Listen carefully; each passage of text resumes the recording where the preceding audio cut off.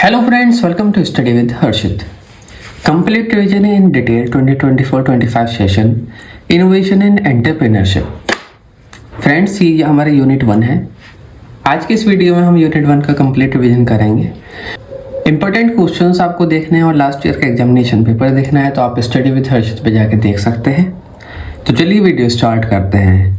Innovation क्या होता है? Innovation is the process of creating and implementing new ideas, method और प्रोडक्ट। इनोवेशन जो है प्रोसेस होता है क्रिएट करने का और इम्प्लीमेंट करने का, नए आइडियाज़ को, नए मेथड को और प्रोडक्ट को, जो कि एनहेंस करते हैं वैल्यू फॉर कस्टमर, साथ ही साथ बिजनेस और सोसाइटी में।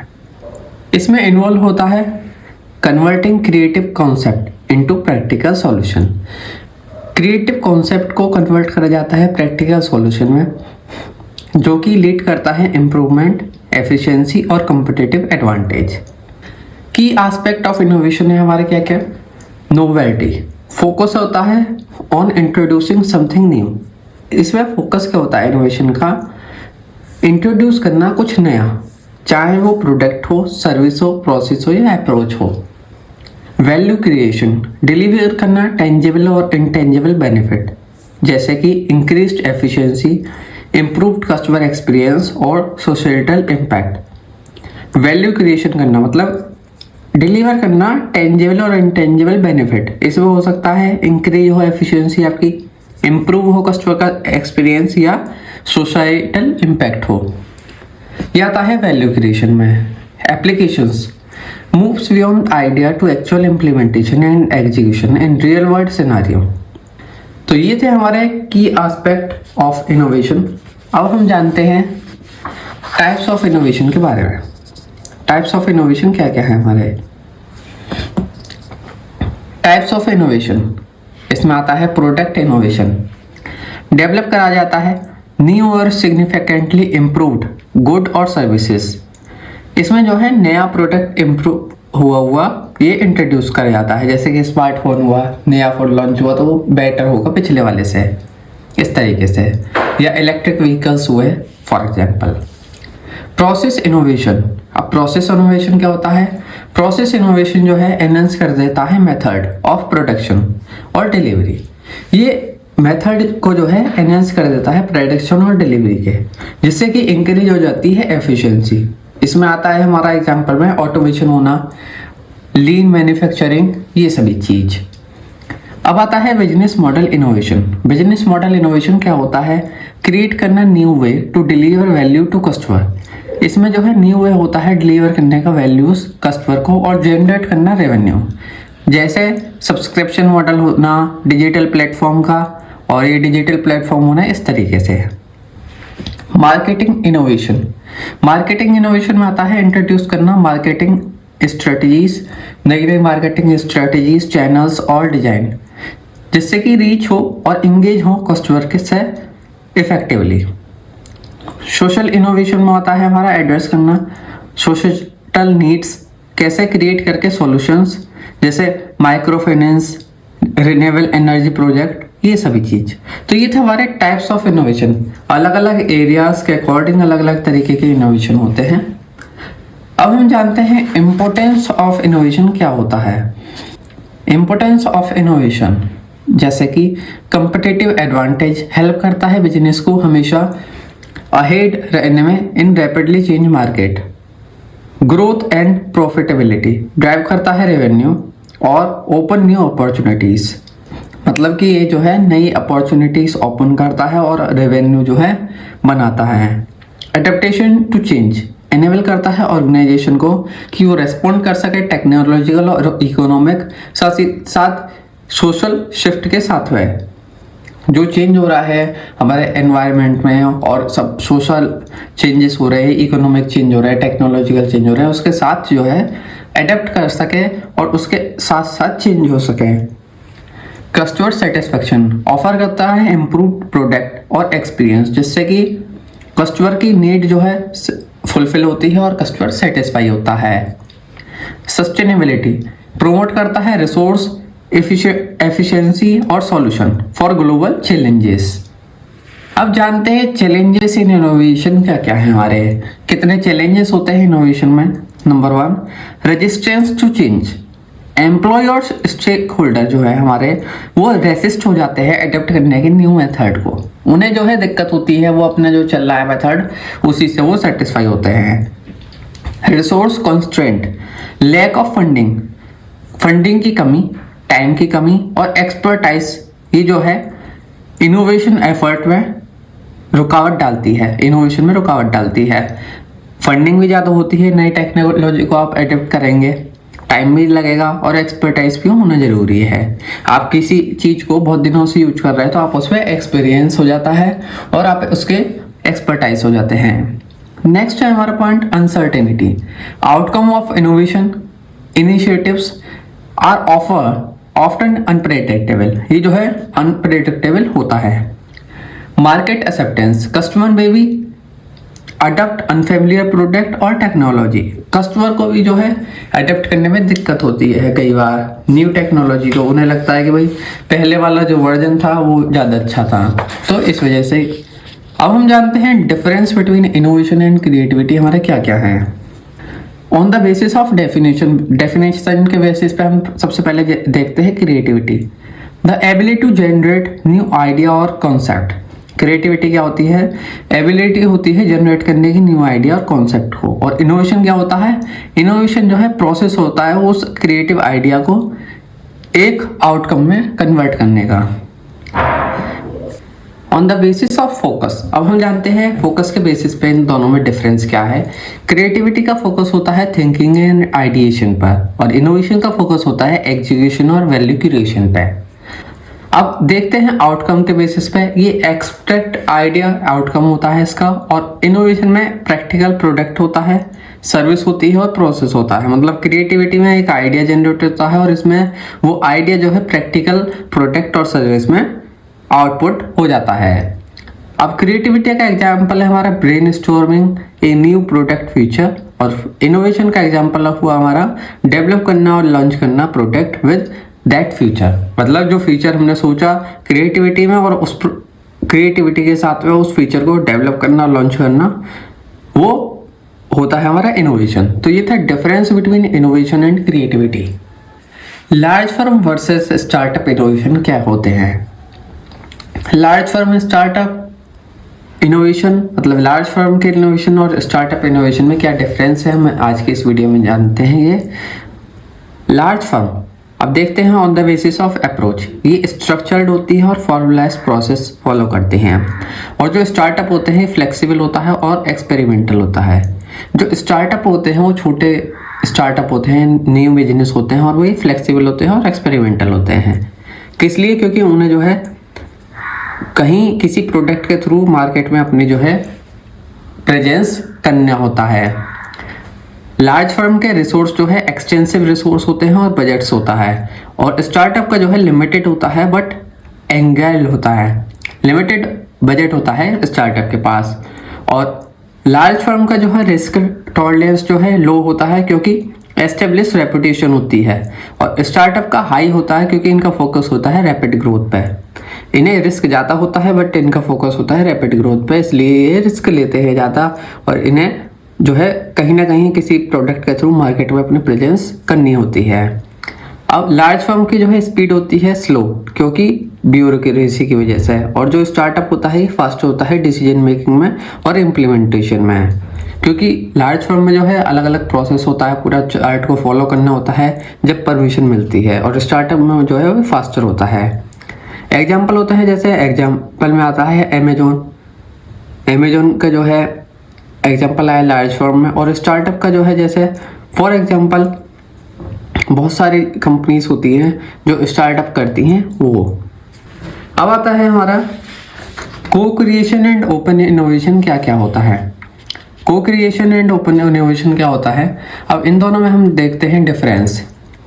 को क्रिएशन जो है कि कंट्रीब्यूशंस क्या इनके, कस्टमर होता है, एम्प्लॉयज होते हैं और स्टेक होल्डर। को क्रिएशन के की कंस्ट्रेंट होते हैं।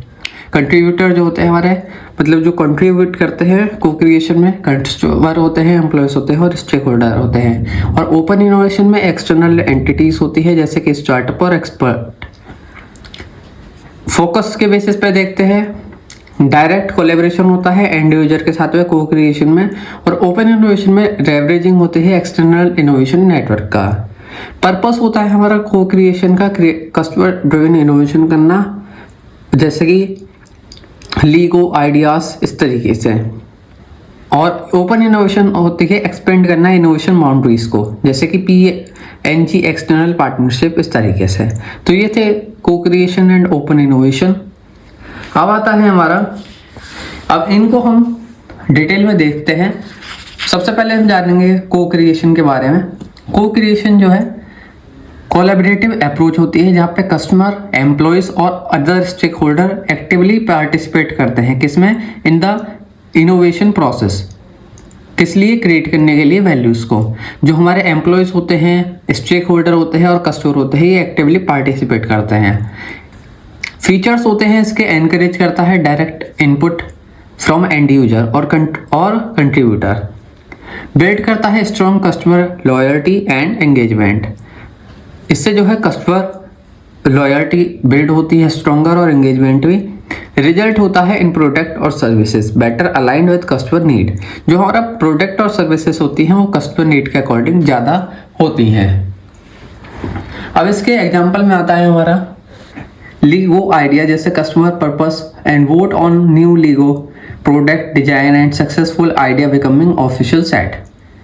तो ये कस्टमर से पूछा जाता है आपको किस तरीके का चाहिए प्रोडक्ट, और उससे जो है रिलेटेड उस पर वोटिंग करवाई जाती है। तो वोटिंग के बेसिस पे वो प्रोडक्ट लॉन्च करा जाता है। अब जानते हैं ओपन इनोवेशन के बारे में। अब ओपन इनोवेशन क्या होता है हमारा, ओपन इनोवेशन जो है स्ट्रेटेजी होती है जो कि इंटीग्रेट करती है एक्सटर्नल आइडियाज़ को, टेक्नोलॉजीज़ को और रिसोर्सेज को इनटू इनोवेशन प्रोसेस। ये ब्रेक कर देती है बाउंड्रीज को ऑफ एन ऑर्गेनाइजेशन और इंटरनल R&D। ये प्रमोट करती है कोलैबोरेशन किसके साथ में, एक्सटर्नल पार्टनर्स के साथ में, जैसे कि स्टार्टअप, यूनिवर्सिटीज़ और इंडस्ट्री एक्सपर्ट के साथ। साथ ही साथ रिड्यूस करती है डेवलपमेंट टाइम और कॉस्ट, कैसे, by leveraging external expertise. Encourage करती है शेयरिंग और लाइसेंसिंग ऑफ इंटेलेक्चुअल प्रॉपर्टी। तो ये था हमारा को creation and open innovation. Developing N innovation strategy, इसमें क्या होता है, डेवलप करने के इनोवेशन स्ट्रेटेजी इसमें क्या क्या पॉइंट्स होते हैं हमारे। Number 1, define goal, align innovation with business objective. आपको जो है गोल डिफाइन करना होता है, आपका जो इनोवेशन है वो बिजनेस ऑब्जेक्टिव के साथ अलाइन करे। Identify opportunities, access market trends, आपको जो है मार्केट ट्रेंड्स के बारे में पता होना चाहिए, कस्टमर की नीड के बारे में पता होना चाहिए, और कॉम्पिटिटर गैप क्या है हमारे। तो आपको आइडेंटिफाई करने होंगे अपॉर्चुनिटीज़ कहाँ है, हमें किस एरिया में अपॉर्चुनिटी है इनोवेशन की। एलोकेट रिसोर्सेज, आपको डेडिकेट करना होगा बजट, टीम, टेक्नोलॉजी को, जिससे कि इनोवेशन एफर्ट करे जा सकें। एलोकेट करना होगा आपके पास जो रिसोर्सेज हैं उनको। नेक्स्ट आता है हमारे build a culture of innovation, encourage करना होगा एक्सपेरिमेंटल और रिस्क टेकिंग को। साथ ही साथ मेजर करनी होगी सक्सेस। यूज KPI, अब KPI का यूज करें like ROI, return on investment, market impact और कस्टमर फीडबैक का।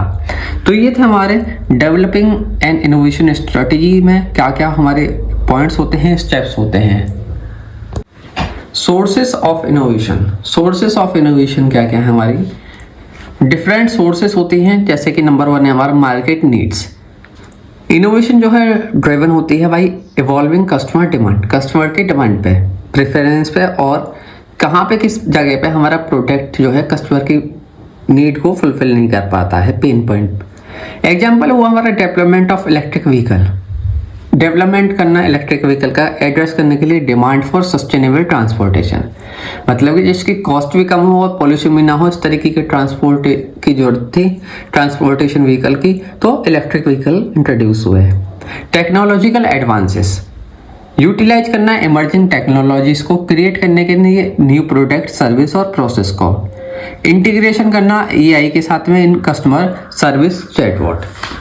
तो अलग अलग सोर्सेस हैं इनोवेशन के, जैसे कि हमने जाना market needs, technological advances. Next आता है हमारा रेगुलेटरी चेंजेस, मतलब इनोवेशन जो है डेवलप्ड होती है in response to new law के अकॉर्डिंग।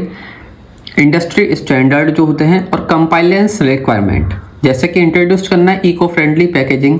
क्यों? क्योंकि एनवायरमेंटल रेगुलेशंस की वजह से है। R&D, internal R&D, innovation originate होती है from an organization research and development effort. जो हमारी इनोवेशन होती है ये ओरिजिनेट होती है फ्रॉम खुद के ऑर्गेनाइजेशन के R&D एफर्ट के द्वारा। जैसे कि फार्मास्यूटिकल कंपनीज ने डेवलप करी नई नई ड्रग्स, क्यों? ऐसे रिसर्च करके। तो ये था हमारा sources of innovation. Innovation environment, innovation environment क्या होता है? सपोर्टिव कल्चर, एनकरेज करता है क्रिएटिविटी को, एक्सपेरिमेंटेशन को, learning from failure. Infrastructure, provide कराया जाता है टूल्स एंड रिसोर्सेज को डेवलप करने के लिए न्यू इनोवेशन और प्रोडक्ट। लीडरशिप सपोर्ट, लीडरशिप का सपोर्ट होना चाहिए इनोवेशन के लिए। Guides and motivate team toward innovation solution, innovative solution को क्रिएट करने के लिए लीडरशिप का भी सपोर्ट बहुत ज़रूरी है, जिससे कि वो मोटिवेट करे टीम को और वो अपने जो है न्यू इनोवेट कर सके solutions. Networking, engaging with industry expert, customer and stakeholder, साथ ही साथ एंगेज होना चाहिए इंडस्ट्री एक्सपर्ट के साथ में, कस्टमर के साथ में और स्टेक होल्डर के साथ में, कि कस्टमर को किस एरिया में दिक्कत आ रही है, इंडस्ट्री एक्सपर्ट का क्या कहना है, इन सभी चीज़ों को भी ध्यान में रखा जाता है इनोवेशन एनवायरनमेंट में। अब आता है हमारा क्रिएटिव डिस्ट्रक्शन। क्रिएटिव डिस्ट्रक्शन क्या होता है? क्रिएटिव डिस्ट्रक्शन जो है कि इकोनॉमिक कॉन्सेप्ट है जो कि इंट्रोड्यूस्ड हुआ बाय इकोनॉमिस्ट जॉस के द्वारा। ये डिस्क्राइब करता है कि कंटिन्यूअस साइकिल होती है where innovation lead to downfall of outdated business. मतलब कि कोई भी चीज़ इंट्रोड्यूस हुई तो स्टार्ट हुई पीक पे जाएगी, उसके बाद में वो डिक्लाइन होने लगती है इस तरीके से। तो इसकी भी एक साइकिल होती है। The process is often seems to driven focus economic progress through it can be lead to significant disruption और एस्टेब्लिश इंडस्ट्री। कोई भी आपने जो प्रोडक्ट लॉन्च करा है उसका डाउनफॉल भी आएगा, तो इसकी एक साइकिल होती है, लाइफ टाइम होती है, तो आपको इनोवेशन करते रहना होता है। अब एग्जाम्पल ऑफ क्रिएटिव डिस्ट्रक्शन हमारा जैसे कि digital photography. Traditional film photography जो है डिस्प्लेस्ड हो गई डिजिटल कैमरास के द्वारा और स्मार्टफोन के द्वारा। कैसे?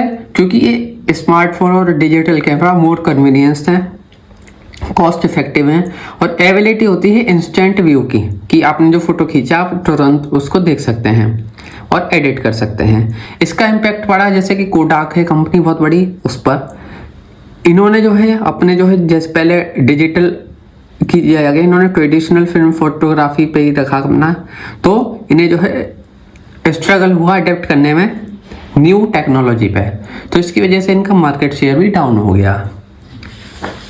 नेक्स्ट आता है हमारा एग्जांपल ऑफ क्रिएटिव डिस्ट्रक्शन में स्ट्रीमिंग प्लेटफॉर्म, जैसे कि प्लेटफॉर्म नेटफ्लिक्स, स्पॉटिफाई, ये जो है ट्रांसफॉर्म कर दिया इन्होंने नए तरीके से। जैसे पहले डीवीडी आती थी, सीडी आती थी, और जो है हमारे केबल टीवी होते थे उनको भी अब डिजिटल होके और सब्सक्रिप्शन बेसिस हो गया। ज़्यादातर जने नेटफ्लिक्स देखते हैं, अमेजोन प्राइम देखते हैं, इस तरीके से अब नॉर्मल टीवी कनेक्शन काफ़ी कम हो गए हैं।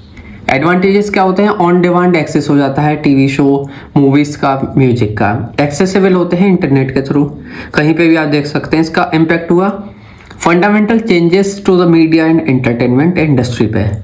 तो ये थे हमारे एग्जांपल्स में ही स्ट्रीमिंग प्लेटफॉर्म। नेक्स्ट एग्जांपल है हमारा ई कॉमर्स। ई कॉमर्स का क्या है? ऑनलाइन शॉपिंग प्लेटफॉर्म, जैसे कि अमेजोन ने रिवोल्यूशनाइज कर दिया रिटेल को। क्योंकि इजी होता है ब्राउज करना और प्राइस कंपैरिजन, साथ ही साथ होम डिलीवरी के साथ में। रिटेल में जो है आप जो है इतने ज़्यादा प्रोडक्ट देख नहीं सकते, प्राइस कंपैरिजन नहीं कर सकते, तो अमेजोन ने उस चीज़ का फ़ायदा उठाया, उसने वो चीज़ प्रोवाइड कराई और घर पर डिलीवर्ड करता है प्रोडक्ट, तो इसकी वजह से अमेजोन ने जो है अपना मार्केट शेयर बढ़ा लिया। इम्पैक्ट हुआ, डिक्लाइन हुआ ब्रिक एंड मोर्टर स्टोर, जैसे कि बड़े बड़े स्टोर जो थे उन पर इफेक्ट पड़ा। प्रमोट हुआ traditional business to adapt to online model, जो ट्रेडिशनल बिजनेस था उससे ऑनलाइन मॉडल पर शिफ्ट हुआ कस्टमर। तो ये थे हमारे एग्जांपल्स ऑफ क्रिएटिव डिस्ट्रक्शन। तो आई फ्रेंड्स आप सभी को समझ में आया होगा। ये तो हमारा यूनिट 1 का कंप्लीट रिवीजन। इसी तरह की और वीडियोस के लिए आप फॉलो करें स्टडी विद हर्षित।